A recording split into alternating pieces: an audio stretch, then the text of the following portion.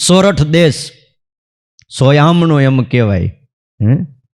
જુનાગઢ રાજ એની પડખે નાનકડું મજેવડી ગામ.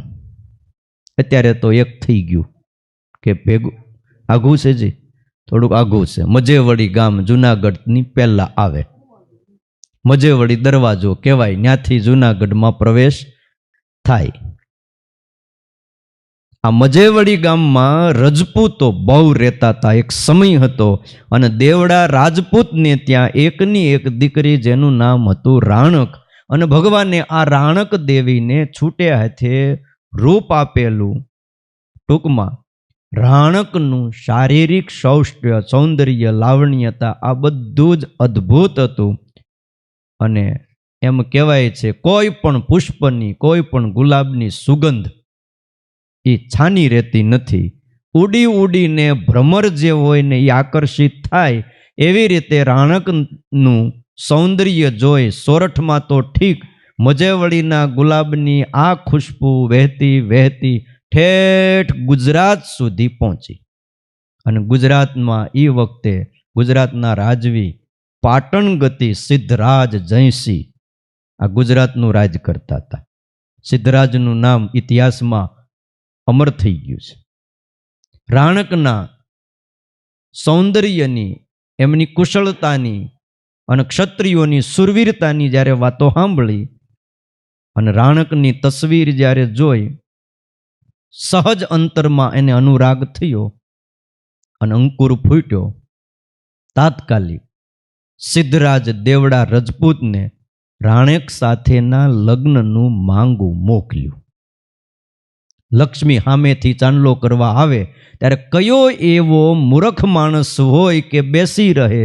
સિદ્ધરાજ જેવા મહારાજાની આરે જો વેવિશાળ થતું હોય, અને મજેવડી ગામ તો મુઠ્ઠી જેવડું ગામડું, અને આ ગુજરાતનો રાજવી અને સુરવીર રાજવી, બહુ મોટા પુણ્યનો ઉદય થાય ને ત્યારે આ મળે. અને સામેથી સિદ્ધરાજનું માગું આવ્યું છે. મનોમન ખુશ થતા દેવડા રજપૂતે એ જ વખતે લગ્નનો પ્રસ્તાવ સ્વીકારી લીધો. તરત સિદ્ધરાજ અને રાણકના લગ્નનો પ્રસ્તાવ નક્કી થયો, નિશ્ચય થઈ ગયો. અને જ્યોતિષી પાસે બંનેની કુંડળીઓ જોવાઈ, મુહૂર્ત પણ અપાઈ ગયું, લગ્નનો દિવસ પણ નિશ્ચિત થઈ ગયો. દિવસ, પખવાડિયા, અઠવાડિયા અને પળ પળ હવે તો ગણાવવા માંડી કે ગુજરાતથી મોટી જાન આવશે. અને એ વખતે જુનાગઢ નરેશ રા ખેંગારને આ વાતનો ખ્યાલ આવ્યો.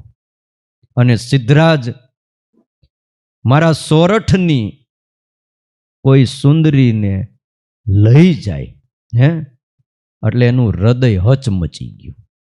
સોરઠમાંથી હું મારી રયતને લઈ જવા ન દઉં.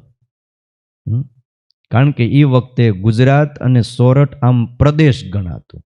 એટલે હું પરદેશીને ન આપું કે હરગીજ નહીં બને. મારા દેશનું રતન છે એટલે એનો અધિકારી હું છું.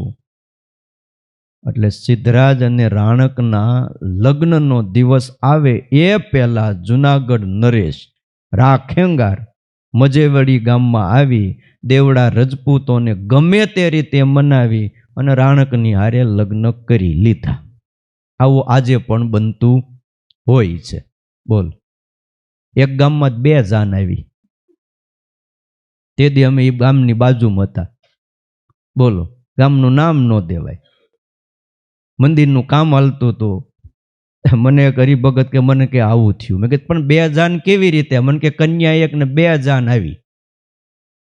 બોલ, એકની હારે સગપણ એના બાપાએ કર્યું હતું, એ બિચારો કાયદેસર પણ આવ્યો હતો. એકની હારે દીકરીએ નક્કી કરી નાખ્યું હતું, કોર્ટમાં લગ્ન કરી લીધા હતા 2-4 મહિના પહેલા. એને કીધું તમ તાર તોય જાન લઈને આવજે, પછી જોઈ લેવું, થાય એ થાય. તે બોલો, ઓલો પવણીને વયો ગયો કોટ વાળો અને કોટી વાળો પાછો ગયો. શું કરો? મેં કીધું ઓલા બિચારાને કેવું આમ એને મરવા જેવું થઈ જાય. હવે જાન એમનું પાછી જાય ગામમાં, આબરૂનો સવાલ છે. બોલો, પછી એને માંડી વાળ્યો હવે તો લગ્ન જ નથી કરવા કે હવે સિદ્ધરાજ જયસિંહ હારે લગ્ન નક્કી થયા હોય, મુહૂર્ત જોવાઈ ગયું હોય, અને ઓલો પણવા આવે એ પહેલા આ લગ્ન કરી લે.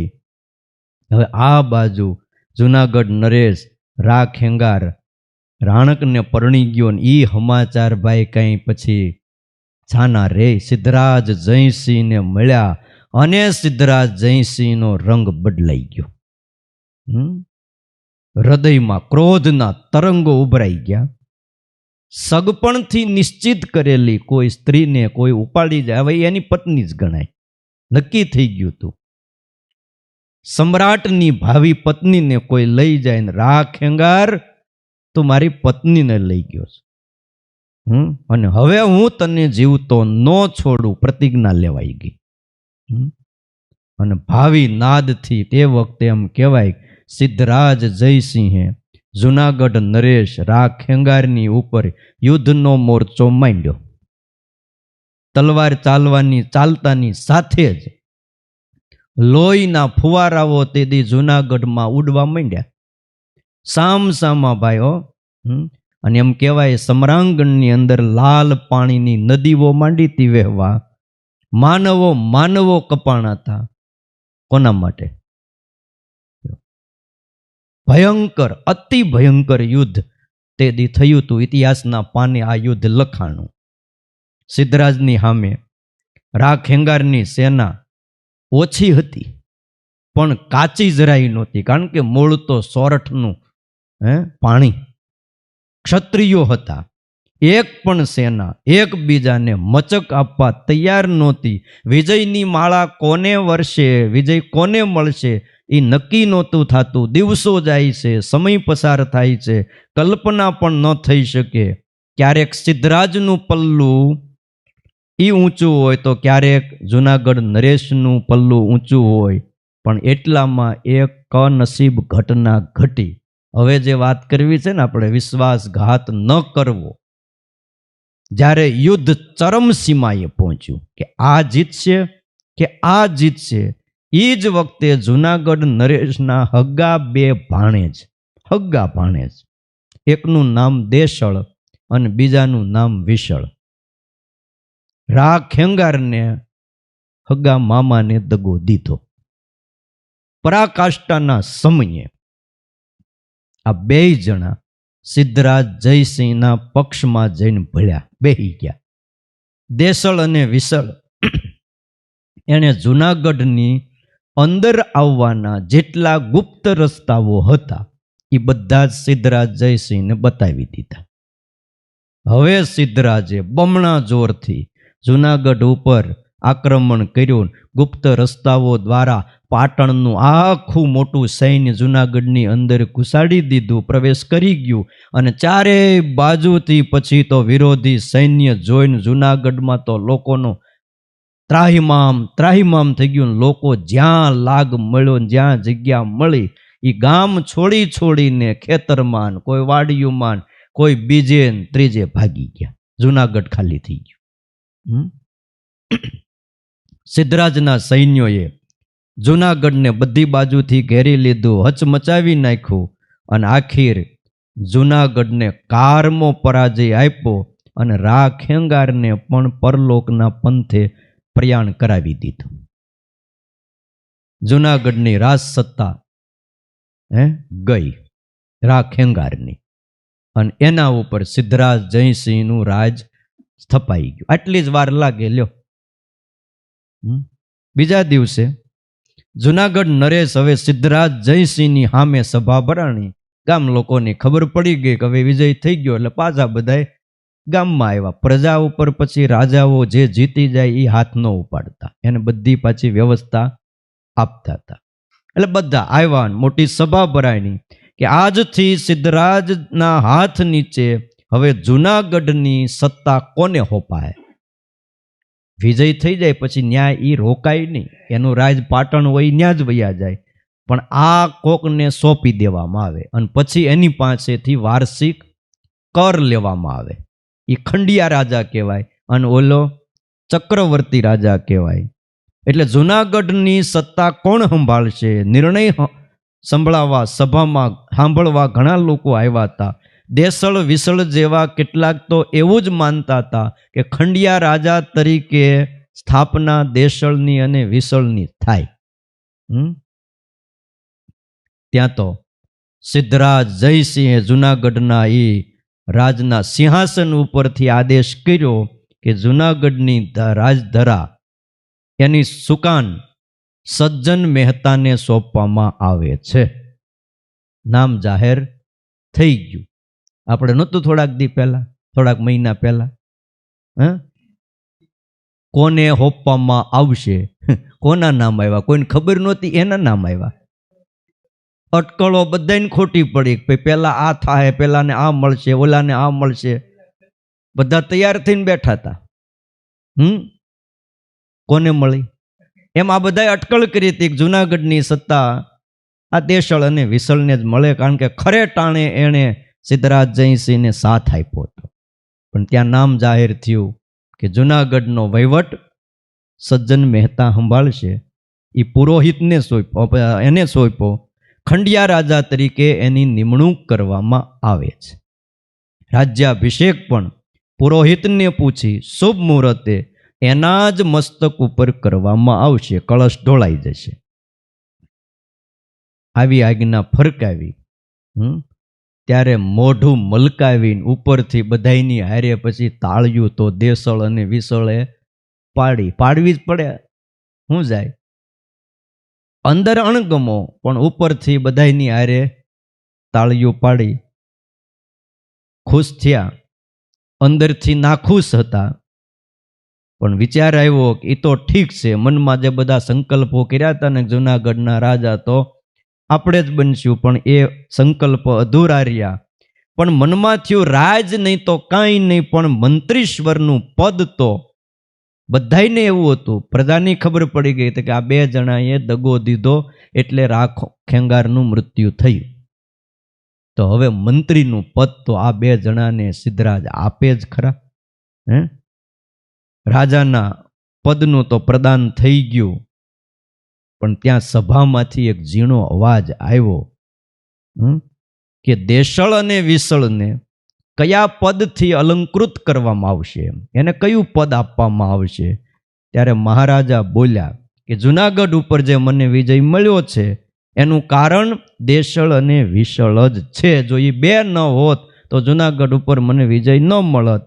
જો કદાચ આ બે ભાઈઓએ સાથ ન આપ્યો હોત તો જુનાગઢની રાજ સત્તા મને મળત કે કેમ, એમાં શંકા હતી.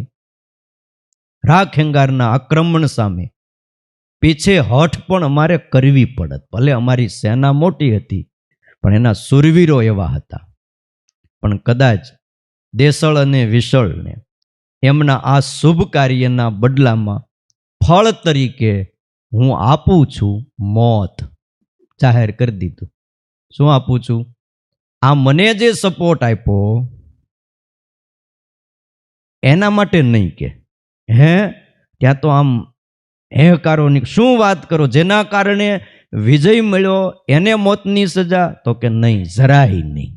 જેના કારણે વિજય મળ્યો છે એને હું મોતની સજા નથી આપતો, પણ અંતિમ સમયે સગા મામાને જેણે દગો દીધો ને એને મોતની સજા આપું છું. મને સાથ આપ્યો એને થોડું મોત અપાય, પણ સગા મામાને જેણે દગો દીધો, સગા મામાનો જેણે વિશ્વાસઘાત કર્યો એને મોત આપું છું. અને તરત જ આદેશ કર્યો, આ બેયના હાથમાં હાથકડી નાખી દો. અને આપણી ઓલી ઉપર ભેખડ છે ને, ઓલો ત્યાં રાખતા ભૈરવ જપ જેવું, ત્યાંથી બે જણાને હાથ બાંધી અને ખીણમાં નાખી દો. અને એ જ વખતે ત્યાં બે જણાને પકડીને લઈ ગયા. હવે સભા ચાલુ છે, પ્રજા જોવે છે, અને બેયને ત્યાંથી ધક્કો મારી દીધો.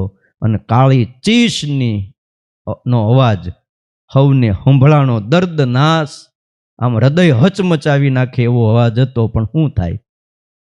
આંખના પલકારામાં બે જણા ઊંડી ખીણમાં ઉતરી ગયા. ત્યાં હજી એના વિશ્વાસઘાતીના હાડકા પડ્યા. પશુ આવ્યા, ઊંઘીને વૈયા ગયા. એ કે આનું માંસ ન ખવાય, નકારમાં આપણી પાસે એનું ખાઈશું ને એનું લોહી આપણામાં આવશે ને તો આપણા સ્વભાવે બગડશે. પછી કોઈએ ખાધું જ નહીં, એમનું પડી પડીને હળી ગયા, જીવડાઈને આઘા વૈયાઈ ગયા. બોલો, આ વિશ્વાસઘાતનું ફળ છે. સ્વામિનારાયણ ભગવાન મને ને તમને સત્સંગીને શીખવાડે છે, સાધુને શીખવાડે છે કે અમારા આશ્રિતોએ વિશ્વાસઘાત કરવો નહીં. બહુ મોટું પાપ છે. એક તો છે ને વચન જ દેવું નહીં, બને ત્યાં લઈ, અને દેવું તો ટાઈમે પૂરું કરવું. ખ્યાલ આવ્યો? વિશ્વાસઘાત એ સારો નથી. ઘણીવાર માણસો આ સંસારમાં વ્યવહાર આપણા વિશ્વાસે ચલાવતા હોય. ઘરે લગ્ન જેવો પ્રસંગ હોય, કંઈક એવો પ્રસંગ આવી ગયો હોય, અને તમે વારે વારે કહેતા હોય જરૂર હોય તો કહેજો, આપણી પાસે લઈ જજો. અને ઓલાને લગ્ન હોય ને પછી તમને કીધું હોય અને બધું નોતરી દે ને પછી તમારી પાસે આવે, લ્યો હવે મને જરાક 10,000 રૂપિયા આપજો, જરૂર છે. અને તે દી ના પાડો તે શું થાય? ઓલાને થોડાક મોડા પડ્યા. 2 દી પહેલા આવ્યા હોત ને તો કામ થઈ જાય. મેં 2 દી પહેલા જ બીજાને આપી દીધા. હવે તમારા વિશ્વાસે એણે મોટું કામ આદરી દીધું, શું? અને હવે વ્યવસ્થા કરવી જ પડે. ખ્યાલ આવ્યો? એટલે વિશ્વાસઘાત સારો નહીં. ધામમાં બધાને જવું છે, અહીં કોઈ નથી રહેવાનું. ધામમાં નહીં તો કાંઈ નહીં, પણ ગમે ને અહીંથી જ બીજે જવાનું છે. આ એક એક આજ્ઞા મને તમને સુખ કરનારી છે. જો તકલીફ મુશ્કેલી આ જગતમાં કોને નથી આવી? પાંડવોને આવી, બધાને આવી. તમે જુઓ, પાંડવોએ નિયમ પ્રમાણે 13 વર્ષનો, આમ તો 12 વર્ષનો વનવાસ અને 1 વર્ષ ગુપ્તવાસ કાયદેસર પૂરા કર્યા હતા. આમ નિયમ પ્રમાણે પૂરા કર્યા હતા. અને એમાં 1 વર્ષ ગુપ્તવાસ હતો કે એમાં જો ખબર પડી જાય કે આ પાંડવો છે, ઓળખાઈ જાય તો ફરીને પાછા 12 વર્ષ વનમાં જવાનું, એટલે 25 વર્ષનો વનવાસ હતો. પણ ઓળખાણ પડી નહીં. આપણે હવ કથાને જાણીએ છીએ. અને આવ્યા પછી એણે પાંડવોએ શું કીધું? ભાઈ અમને અમારું રાજ હતું એ આપી દો. એણે કાંઈ બીજું કીધું હતું? એણે કીધું હતું કે આવી જાઓ, દેખાડી દેવું છે, હવે લડી જ લેવું છે. એ વખતે એવું નહોતું, નક્કી કેસ કરવો સામો, એવું જ કંઈ હતું નહીં. બાહુબળથી મેળવેલું હતું. અને ઇન્દ્રપ્રસ્થની નગરી તો એ ઓલા મૈદાનો શું કહેવાય, રાક્ષસે બનાવી હતી અને પાંડવો માટે બનાવી હતી. ભગવાન દ્વારકાધીશના કહેવાથી બનાવી હતી. આ બધું હડપ કરી ગયા. હા, કે કાંઈ નથી દેવું. ભગવાન દ્વારકાધીશ કે હવે કેમ કરશું? ભીમ કે છે ને, મગાઈ નહીં, અમારી ગદા ક્યાં વહી ગઈ છે? આ માગીને એમાં જ તકલીફ છે. હમણાં હું ગદા લઈને જાઉં, તમે છે ને આ યુધિષ્ઠિરને કે તમે હેઠા બેસજો, કે ભાઈ તમે નહીં બોલતા, અને જોવો હમણાં કામ પતે છે કે નહીં. અરે આપણે આપણું લેવું છે, આપણે ક્યાં કઈ એનું માગીએ છીએ? આપણે એમ કહીએ છીએ કે ભાઈ તમારું જે હતું એ આપી દો. દ્વારકાધીશ કે એમ કરો, રહેવા દો, હું જાઉં સમજાવું. તમને વિશ્વાસ હોય જાઓ, એ સમજે વાત નથી. અને રૂપિયાની બાબતમાં હજી લગી તમે બતાવો 1 જણો સમજ્યો હોય તો, બોલો, ન સમજે. રૂપિયા વસ્તુ જેવી, આ લોકની સંપત્તિ જેવી. હવને એમ થાય હું કરી લઉં, આપણે રાખી, પણ એ પૈસો પૈસો પૈસો કરતા અહીંયા ધરતી ઉપર કેટલા હોનાની આખી નગરી મૂકીને વિયાઈ ગયા. બોલો, લંકા આખી હોનાની હતી, કાંઈ ન રહ્યું. અરે એ ક્યાં કરો, નંદ રાજાએ આખી ધરતીનું નાણું ભેગું કર્યું હતું, સમુદ્રમાં એની તિજોરી હતી. વિચાર તો કરો, કોઈ ન પોગે ત્યાં. એની પાસે વરાહ ભગવાનનું અસ્થિ હતું, અને એના બળના પ્રતાપે એ સમુદ્રના કાંઠે જઈને ઊભો રહે ને તો સમુદ્ર આમ રસ્તો આપી દે. 2 બાજુ આમ ઊંચી પાળી થઈ જાય, અને ભાઈ અંદર જાય અને તળિયે જઈને મૂકી આવે. રૂપિયા જે આવે તળિયે મૂકી આવે, અને પછી બહાર આવે એટલે પાછું પાણી હતું એમ થઈ જાય. અહીંયા કોણ દરેડો પાડે? અહીંયા કયો ચોર ચોરી કરવા જાય? અહીંયા કયો રાજા ચડાઈ કરીને એનું ધન લઈ શકે?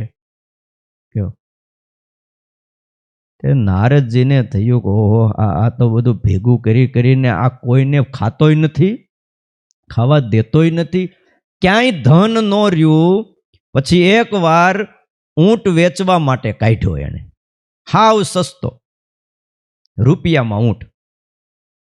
તેમ બજારમાં નીકળે, જેને ભાઈ જોતો હોય રૂપિયામાં ઊંટ લઈ લ્યો. કોઈને પાસે રૂપિયા છે કે નહીં આ જોવા માટે.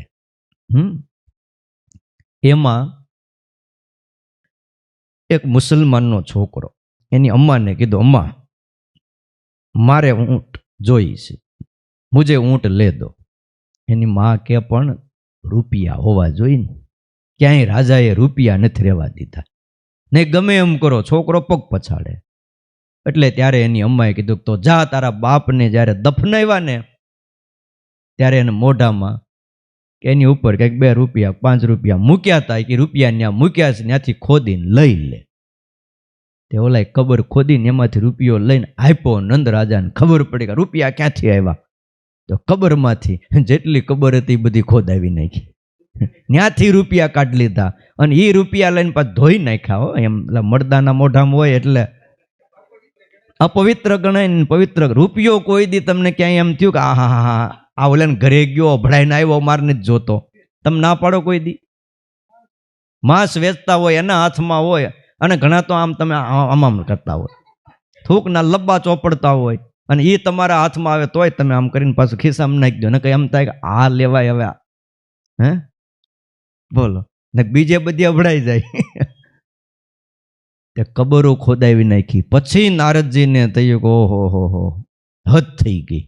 તે એક દી આવ્યા, નંદ રાજા બહાર ગયા હતા, રાજમાં આવ્યા, રાણીએ કીધું ઓહો પધારો ગુરુ મહારાજ પધારો. કારણ કે નારદજી એક એવું તત્વ છે કે એને બધાય માને પૂજે.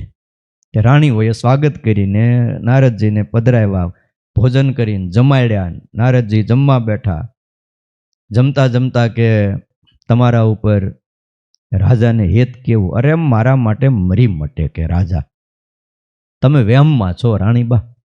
વેમમાં? હા.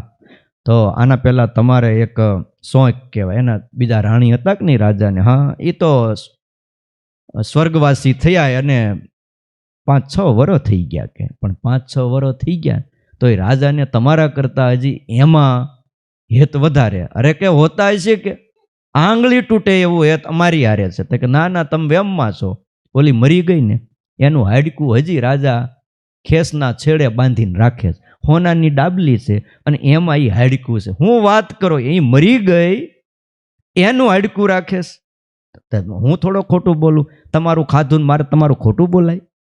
તમે રસોઈ આપો. હે? અને નારદજીએ પારો ચડાવ્યો, જો હું તો ખાલી તમારા આ તમને જમાડ્યો ને એટલે મારે હિતની વાત હોય કેવી પડે એટલે વાત કરું છું. જો હું જાઉં છું. નારાયણ નારાયણ. અને પછી તો રાણીને પછી તો ઓલું જ સાંભળ્યા કરે, ઓલી મરી ગઈ એનું હાડકું રાખે. પછી તપાસ રાખી, તે નાવા જાય, પૂજામાં બેસે, બીજે ત્રીજે જાય, ઓલી ડાબલી ક્યાંય છેટી મૂકે નહીં. ખેસના છેડે બાંધી હોય. રાણીએ 2 દી તપાસ કરીને જોયું કે વાત સાચી છે. પછી એક દી નાવા ગયા, તે બહાર મૂકવું જ પડે. તે બહાર મૂક્યું તો ડાબલી ખોલી, હોનાની ડાબલી, એમાં અસ્થિ જોયું. અસ્થિ એટલે હાડકું.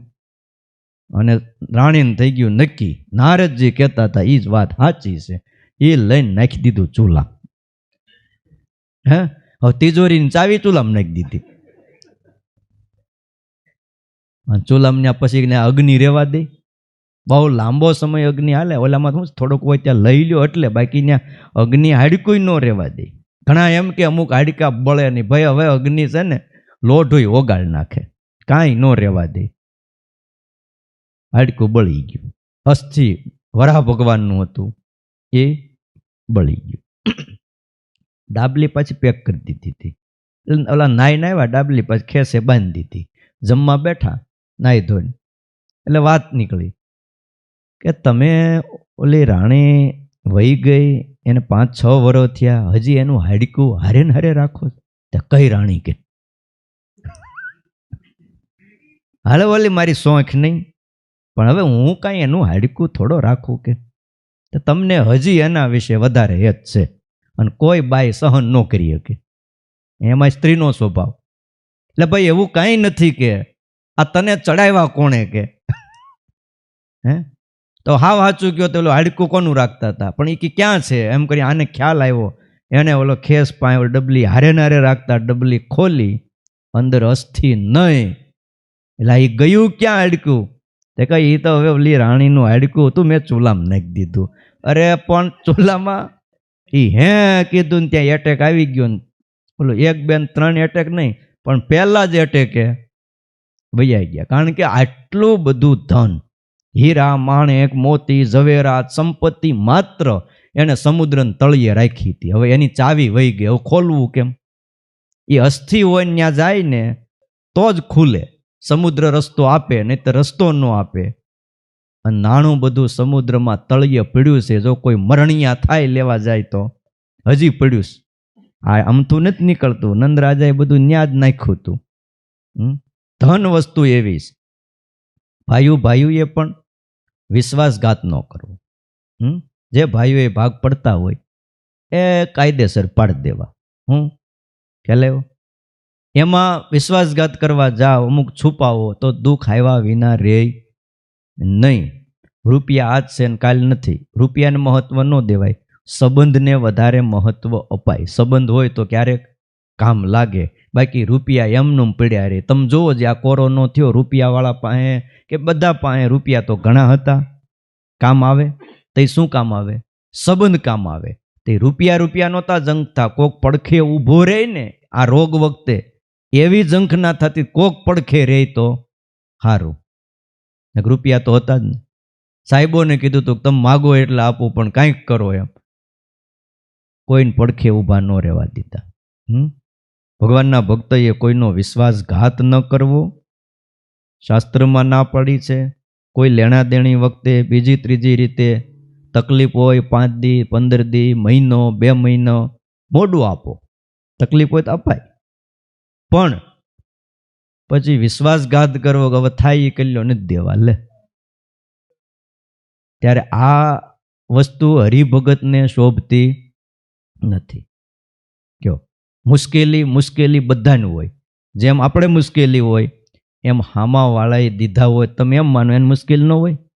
હોય કે ન હોય? તકલીફ એની હોય છે, પણ ટાણું થાય ત્યારે ભલે આજે નહીં તો કાલે, પણ કમાઈને પણ છેલ્લે દેવા તો પડે.